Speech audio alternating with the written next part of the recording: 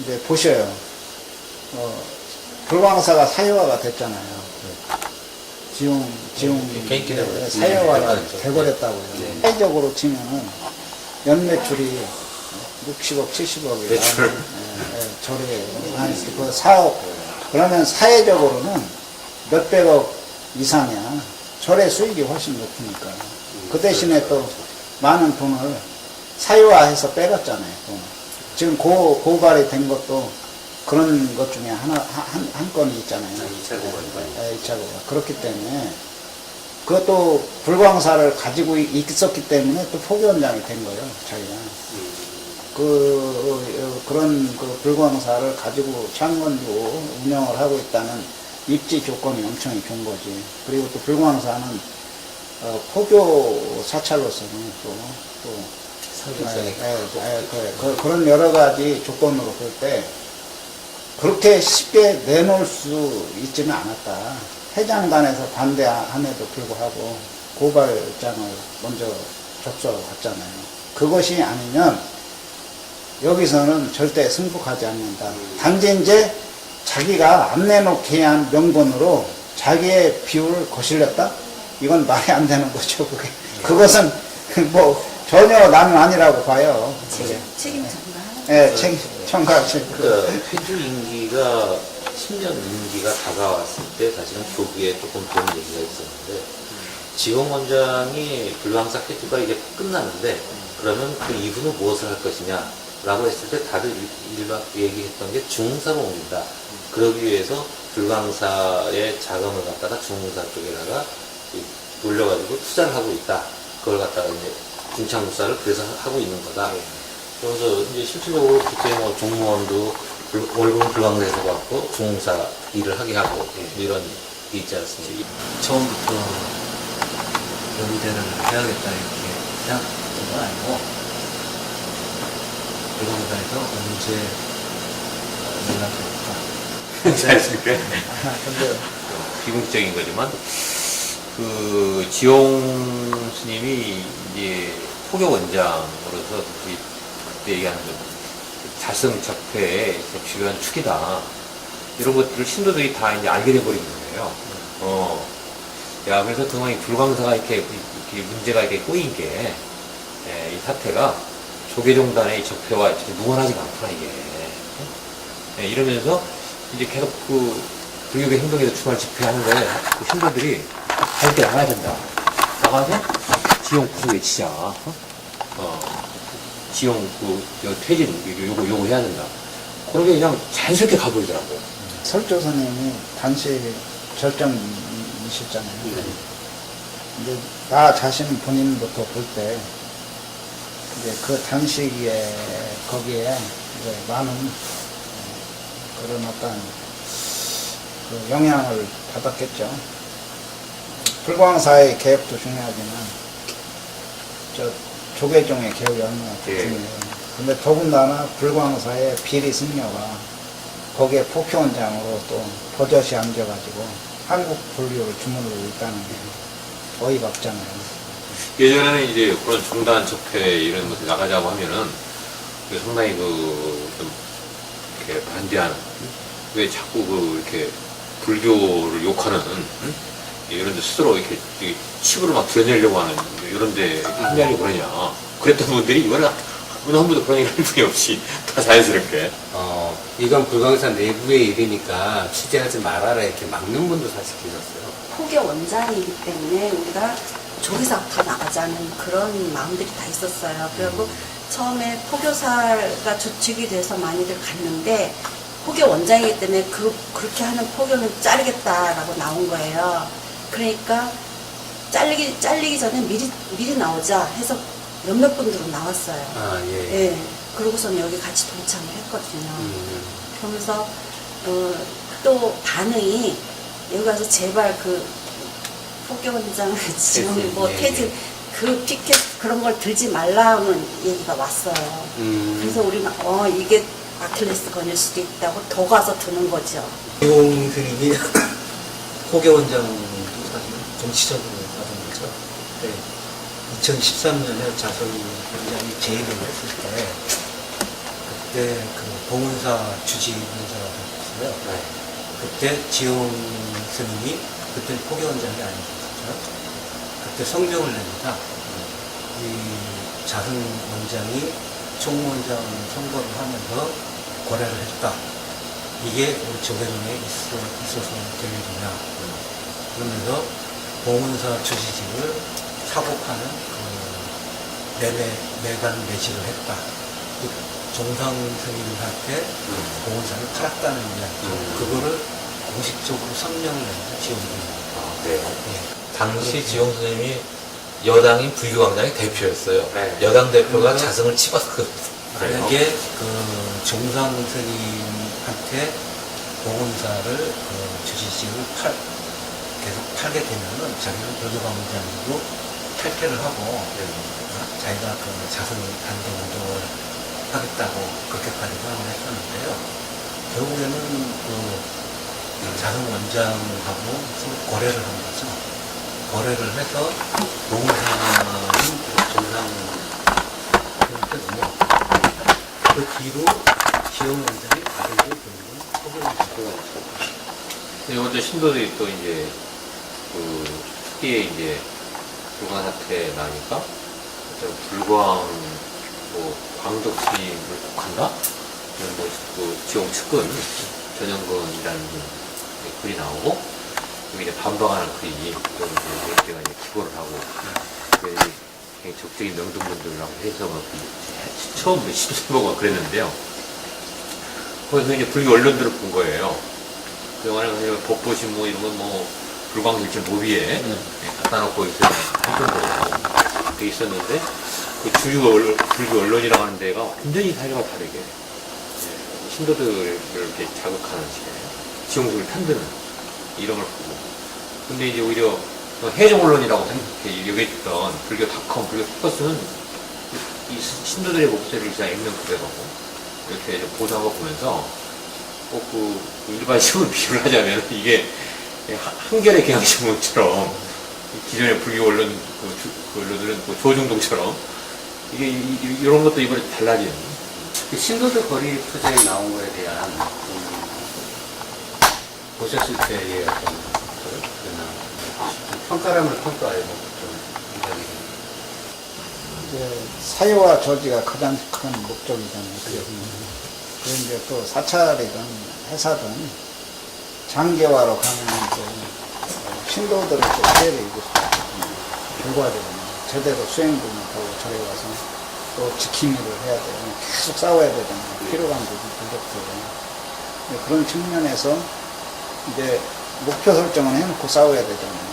내심은 어디까지는 한다. 가장 중요한 게 창건주의 문제니까. 그런데 그 창건주의 저항 세력이 굉장히 창건주 승계, 개혁에 대한 저항 세력이 엄청난 거예요. 우리한테는 부딪히는 거. 첫째는 종로소 직원들. 목숨을 걸고 달라붙으니까 대부분. 그리고 모든 돈, 자금과 권력을 쥐고 있잖아요. 사찰에 대한 모든 자금과 권력은 거기서 쥐고 있었어요. 우리가 내는 돈은 거기서 마음대로 쓰고 있는 거예요. 이 법주 스님이나 뭐 오셨다고 해도 스님을 갖고 쓰는 게 아니잖아요. 걔들은 돈이 있으니까 얼마든지 할 수가 있잖아요. 그런 이제 종로소 직원들 또는 이제 유관 기관 직원들 있잖아요. 그 조직이 얼마나 불광 미디어, 불광 미디어, 그 안에 출판사라든가 아니면 저 교육원 또는 뭐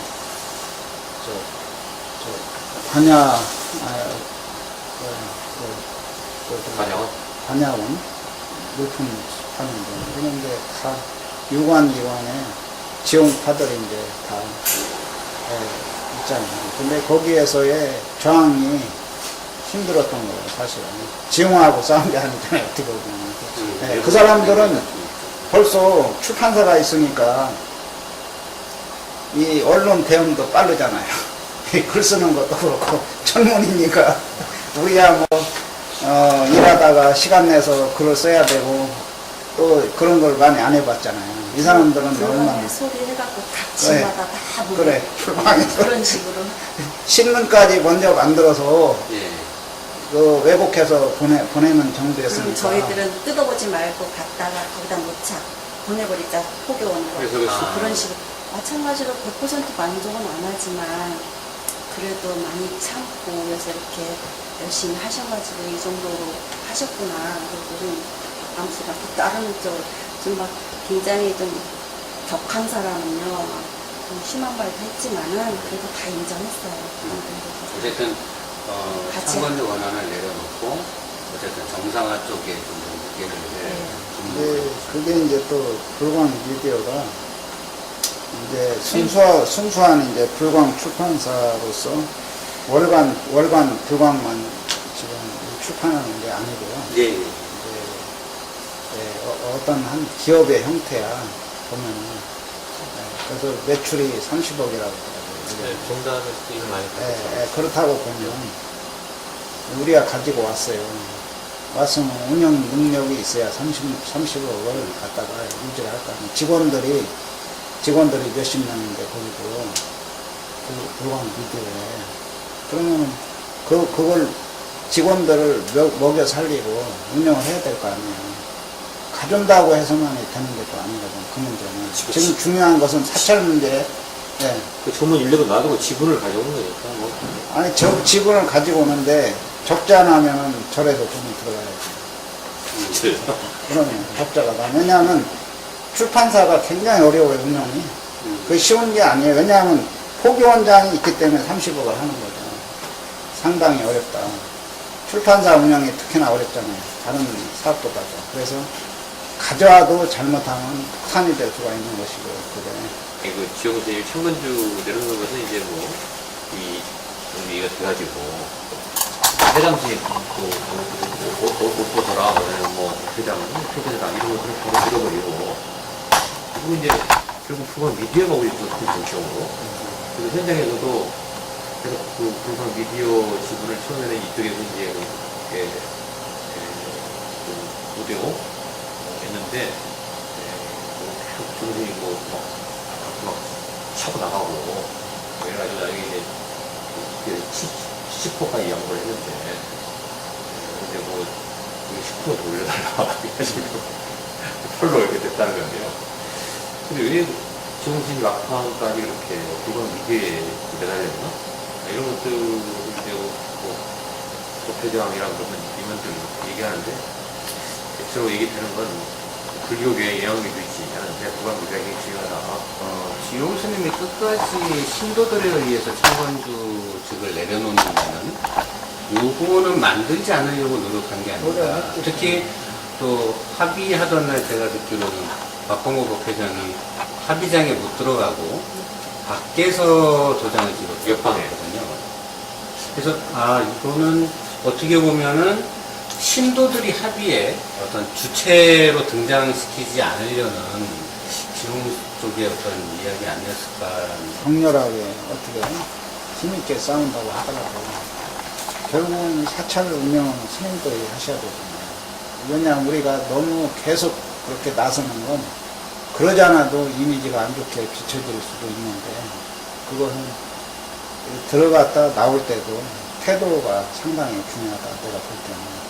거기에서 우리가 협의하는데도 나서서 막 그냥 목소리가 크다 보면은 현재의 한국 불교의 현 어떤 감정에는 안 좋을 수도 있다. 어차피 합의를 하는 건데. 근데 이제 합의를 하는 것도 우리가 승인을 해줘야 했어요. 합의를. 11명이 구성이 됐었거든요. 위원들이. 그 이제 다 동의를 받을 수가 왜냐면 막상 그냥 찍어야 되는데, 네, 이제 부회장 혼자서 결정을 못하죠. 못할 수도 있기 그 다음에 때문에. 또 이제 그 중에서도 11명의 비상 정권을 이렇게 수임한 어떻게 이분들을 됐냐면 이제 격파한 그게- 거예요. 예. 그게 이제 지정 그 중에 한 스님, 분이시죠, 원래. 지정 스님이나 지호 스님이 그 자리에 가셨지만 신도들의 동의를 받고 하는 상황이에요. 근데 이제 그 자리에 우리는 안 갔어도 문자 메시지로 통해서를 해줘야 되는 거예요. 그게. 그래서 지호 스님이 나오셔서 예. 회장님한테 사정을 한 거야. 또 들어가시고. 예, 회장은 우리한테 또 이제 동의를 구하고 11명의 동의를. 합의 어떻게 보냈어요? 그게 좀 지금 최선의 현재 상황은 최선의 선택이었다 생각하는데 어쨌든 지용 선생님은 합의를 통해서 아까 불강 미디어를 포기하지 않는 결국은 제가 다시 제기를. 제기를 할 수 있는 결판을 불강 미디어를 통해서 불강 미디어가 단순히 거기서 돈이 있어서 그 돈 버는 것뿐만이 아니고 미디어에 있는 사람들이 그 지형지로 책사들입니다. 그렇지. 책사들이. 때문에 그게 중요한 거지. 앞으로 그 사람도 지금 조문소에서 일을 하다가 우리가 지금 쫓겨나온 사람들은 불광 미디어를 같이 일하면서 그럼 앞으로 지원선생님이 무엇을 원하게 되냐. 지금 당장은 신도들의 이런 저기에 의해서 지금 한 발 물러섰지만 포교 원장 지금 최근 유지를 하면서 다음에 총론장을 내는다는 거죠. 그런 것뿐만 아니라 제기할 수 있는 것들을 발표하는 결국은 그런 점에서는 아까 불광 미디어를 지금 불광사 연구에서 가져오는 투자력도 맞다요. 이럴 때는 합의를 주셨다는 그런 말씀하셨는데 그 부분은 사실은 가지고 왔어야 되는데 사실은 그런 물적 토대가 없으면 지금 제기할 필요는 없는 그렇죠. 거죠.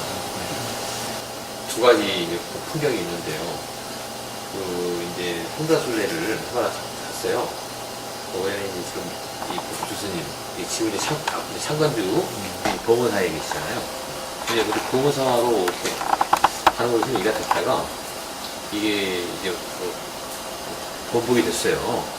그래서 이제 공공 교수님이 좀 이렇게 좀 나중에 풀었는데 이게 뭐라고 하냐면 법원사의 스님들이 거기 스님들이 안 좋아한다. 스님들 쫓아낸 이 과격한 신도들을. 근데 그런데 선사순례를 가면 제대로 하냐 받겠냐. 이런 얘기를 한단 말이죠. 그리고 이제 저는 어저께 좀 다른 지방에서는 못 갔지만은 창립기념 법회 때 거의 뭐 지효스님이나 나와서 얘기하시는 스님들, 앞에 신도들의 의견을 진짜 존중하겠다. 신도들이 굉장히 경청하고 소중히 여기겠다. 이렇게 또 얘기를 하시거든요. 바로 그런 좀 경계에 좀 있는 것 같아요. 그래서 굉장히 나이 드신 보수적인 스님들은 어떻게 신도들이 스님들을 이렇게 쫓아낼 수 있느냐.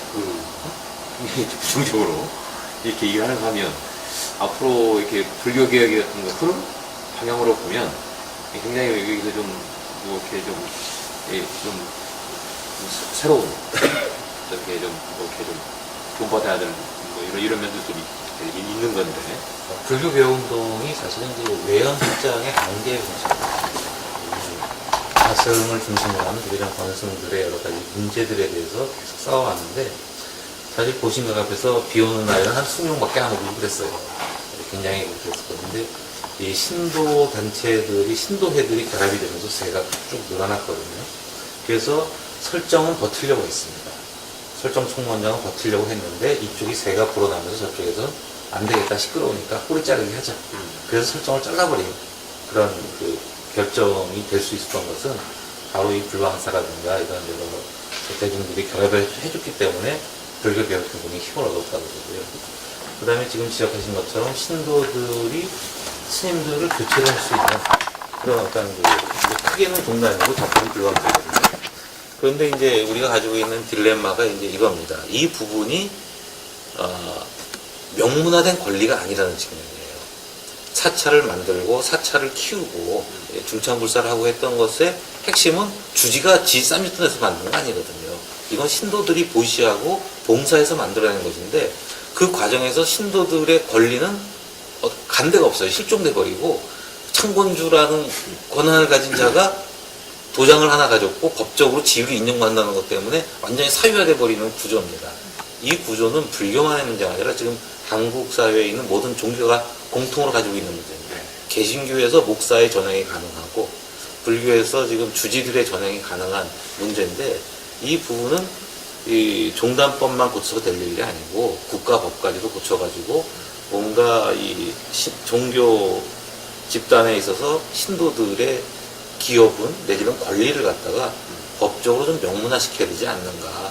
우리 조계종 말고 다른 종단의 이제 사찰에서 한번 소송이 한번 일어난 적이 있어요. 그래갖고 그 사찰을 그 주지가 자기 마음대로 팔고 이전을 하려고 했는데 이 소송이 터지고 저는 제가 다른 글을 하나 쓰려고 대법원 판례를 찾아가서 그 판례가 하나 있더라고요. 그래서 거기서 판결이 어떻게 나왔냐면은 종교 재산, 종교권, 토지, 공유, 종교 재산은 그 성직자의 재산이 아니고 사찰 구성은 천류의 재산이 되는 겁니다.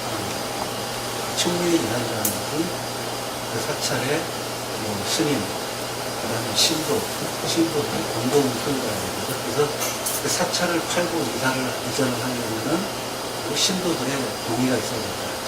신도 청년의 동의가 있어야 된다. 그런 판결을 했던 사실은 그게 거기만 해당되는 게 아니고 우리 조계종 사찰이나 개신교 교회나 심지어 카톨릭 성당도 그게 다 신도들이 그렇게 시주를 해서 만드는 건데 지금은 스님도 그렇고 목사도 그렇고 신보도 그렇고 그 사람들이 주인이잖아요. 그래서 이 부분은 사실은 제가 좀 그동안 이제 생각을 해보는데 이걸 본격적으로 한다면 좀 문제를 삼아서 소송까지 한번 해봐야 되는 거 아니냐. 이 사찰 재산이 누구의 것인가. 그리고 특히 우리 조계종 사찰은 그 전통 사찰 보존법이나 국가보존법에서 지금 그것을 총무원장에 의한 시 아니면 뭐 하지도 못하고 임대도 못하게 되는데 그래서 저는 전사법은 폐지를 해야 된다고 합니다. 폐지를 하고 그리고 일반 뭐 민법이나 이렇게 적용을 해서 우리 사찰 재산은 전통 사찰이라 하더라도 문화재 외에 모든 사찰의 모든 재산은 여기 스님이나 신도들 공동재산이라는 거를 한번 지금 명문화 판례에 의해서 7월 달에 그 두광사 안에서 나왔던 사찰 운영 규칙인가요? 네, 새롭게 이제 개정을 하면서 사찰 운영의 신도들의 어떤 역할이나 권한이라고 할까요? 그 부분까지를 좀 확장을 한 걸로 제가 들었습니다. 그래서 그 부분을 말씀해 주시면 조금 더 마무리하는 이야기를 좀 넉넉할 수 있을 것 같아요. 쉽게 얘기하면은 그런 운영 규칙이 있었는데 지용 스님은 이제 사유화를 하기 위해서 그런 걸 북살시키고 운영을 한 거죠. 쉽게 얘기하면 주지 스님의 임무가 있잖아요. 주지 스님의 임무를 다 배제시키고 결재난도 없었으니까. 근데 주지 스님의 임무가 있고 또 법주 스님의 임무가 있고 결과적으로는 법주 스님이 그 최종적인 결재권자입니다. 그렇잖아요. 신도가 결재권을 가진 건 없잖아요. 우리는 이제 단지 그 징계위원회에 들어갈 수 있다는 거, 이런 거, 그런 거. 또 감사에 들어갈 수 있다는 거, 이런 거. 신도들이 원래는 들어가야 마땅한 거거든요. 외부 감사는 의미가 없어요. 외부 감사는 숫자만 맞추는 거예요. 그게 잘못하면 착각에 빠질 수가 있어. 외부 감사를 의뢰하면 정확하겠지 생각할 수가 있거든요. 아니에요. 외부 감사는 지출한 계산과 수입 계산이 맞는가 이걸 보는 거야. 신도들은 이 돈이 적법하게 썼는가를 보는 거예요. 필요 없는 데 쓰면 안 되잖아요. 예를 들어서 뭐 어디로 중사로 빠져나간다 이러면 안 되잖아요. 근데 외부 감사에서 그걸 볼 필요가 없잖아요. 그 사람. 그렇기 때문에 절대적으로 외부 감사는 형식적인 것에 불과한 것이다. 이렇게 보고 일테면 직원들이 회식하는데 뭐 몇백만 원 썼다. 그러면 외부 감사에 그 트집 잡을 일은 없잖아요. 그 큰 환상에 빠질 수가 있어요. 그래서 신도들이 감사 역할을 해야 된다 하는 거 하고 이제 큰 문제는 없을 걸로 보고 현재 이제 운영 규칙으로 봐서 그런 정도 해당단만 이제 지금 같은 폐단이 없어지기 위해서 해주나 이제 법조 성님이 잘못된 어떤 생각을 갖고 자기의 마음에 맞는 사람들, 주물을 수 있는 사람들을 회장단에 앉히고 감사 앉혀가지고 자기 마음대로 주물렀을 때 그 폐단이 없게 하기 위해서는 회장단도 명동처럼 직접 선거 또는 간접 선거 해야 된다. 이 문제가 이제 중요한 문제인 것 같아요. 그 기존에 이제 그 유명구 씨라거나 뭐 그 있어도 굉장히 아주 그 소략한 이런 그 해칙 그 운영 규정을 그 과정에서 이제 법 회장이 이제 법률가니까 그건 나름 만들었고 이렇게 해서 이제 뭔가 이 지금 얘기가 좀 심적인 문제예요. 뭐냐면 사실 그 일반 사찰들에서는 신도라는 자체가 굉장히 유명무시라고 그래요. 그래서 주지가 마음대로 임명하고 마음대로는 잘라버리고 극단적인 경우에는 모 본사는 신도를 주지가 없앴어요. 시끄럽다고 내보냈어요. 그런 본사도 있는데 제가 볼 때는 그 신도들의 뜻을 대변할 수 있는 신도 대표를 뽑아야지만 제대로 된 감시가 되고 내지는 힘있게 협조됩니다. 주지스님이 명분 있는 사업을 하고자 할 때 신도들을 갖다가 쭉 끄집어내려면은 그 자체가 제대로 된 대표성을 가져야 되거든요. 그 다음에 저는 참, 아까도 이제 잠깐 나왔습니다만, 그 불광 출판사, 불광 미디어 부분에 대해서, 이것을 갖다가 지용 스님의 몫으로 한 이 불완전한 타협. 이건 광덕 스님의 뜻에 진의에도 어긋난다. 네, 광덕 스님이 도시 포교를 얘기하면서 그 당시는 문서 포교였죠. 문서 포교의 중요성 때문에 불광 출판사를 만들었는데, 요즘식으로 얘기하면 이제 미디어 포교입니다.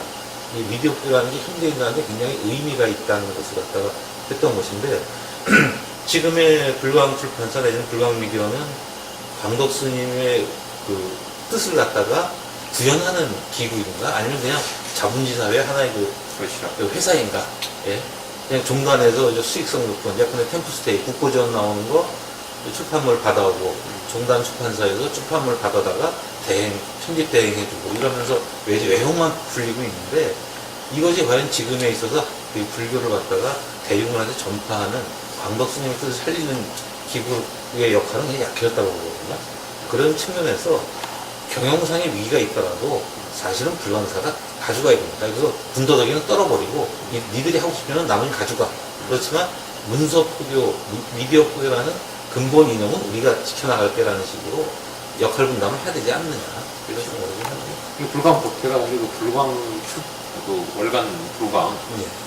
독자들도 조직이 그렇죠. 거잖아요. 월간 불광 이제 핵심인데 이것을 출판하면서 이걸 누가 만드느냐 이것도 그동안에 누가 만들어 왔느냐 이거지. 쉽게 얘기하면 지용의 측근들이 만들어 왔잖아요. 쉽게 얘기하면 지용의 이제 그 핵심 멤버들 만들어 왔는데 이제 그 정신을 담지 못하고 있었다는 거죠. 그러면서 외연 확장, 사업적으로 이제 그렇게 키우는 거예요. 기억나고. 이제 지금 우리가 불광 그 창건주를 찾아오는데도 무척이 힘들었지만 한 번 잃으면 찾기가 힘든 거거든요. 그리고 잘못되면은 고치기가 힘들어요. 그걸 알아야 돼. 모든 걸 다 하루아침에 이 4개월 만에 다 원위치를 돌려놓고 옛날의 영광을 찾을 수 있는 거.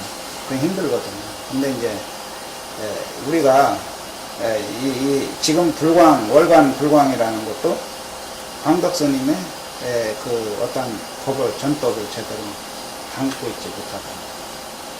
월간 불광이나 처음에는 사이즈도 요만한 책이어갖고 군대 같은 데도 병원 뭐 이런 데 많이 겪고시긴 했어요. 근데 그게 제가 명등일 때 그게 갑자기 사이즈가 이렇게 커지면서 이 종이에도 굉장히 고급지되고 칼라로 나오고 이렇게 되는 거예요. 그래서 과연, 그리고 이제 가격도 많이 올라갔어요. 그래서 우리 회의 때 이거를 물어봤죠. 이게 왜 갑자기 이렇게 커지면서 여기다 쓸데없이 돈을 많이 들이냐. 제가 질문을 했어요. 그랬더니 아무도 대답을 못 하는데, 그때 지영 스님이 대답을 하시더라고요. 경영 상태가 너무 안 좋아서 이거를 그렇게 할 수밖에 없었다라고 아까 경사님이 하시는데, 그러니까 고급화해서 네. 수익을 내는 쪽으로. 그렇죠. 그런 쪽으로 일단 내용보다. 가셨다고 하더라고요. 근데 만약에 소신이 있다면 큰 스님의 뜻을 받아서 우리가 투자를 하더라도 그거는 그러니까 법보시 쪽으로 이렇게 돈을 들이더라도 그냥 갔어야 된다고 저는 생각해요.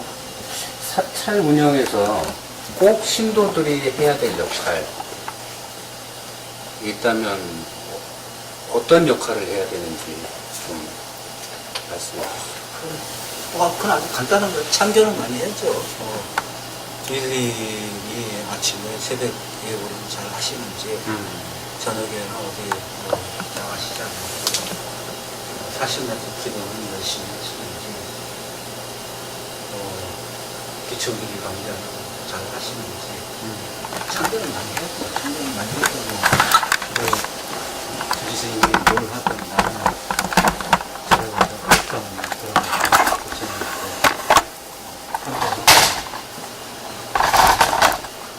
있잖아요. 기도 때 정적이 됐고, 수학을 보시는 그렇게만 하니까 이런 문제가 벌어지겠죠. 어쨌든 절에 가면 살펴봐야죠. 참견한다는 게 결국은 자기 의사 민주주의고, 부처님이 돌아가시기 전에 그동안 40년 동안 설법을 하셨는데, 이 제자들이 어느 누구도 자기한테 부처님 말씀하시는 건 틀린다라는 얘기를 안 하는 거예요. 부처님 걱정이 되십니다. 그래서 대중들을 모아놓고 지금 이 자리에서 나한테 질문을 해라. 나는 참견을 하라는 이야기예요. 아무도 질문 안 해. 2번, 3번 질문 안 해. 그때 부처님이 뭐라고 얘기했냐면, 너희들이 내가 어려워서 혹시 질문을 못할 수도 있다. 근데 항상 물어봐야 된다. 그리고 내가 먼저 돌아가고 그러면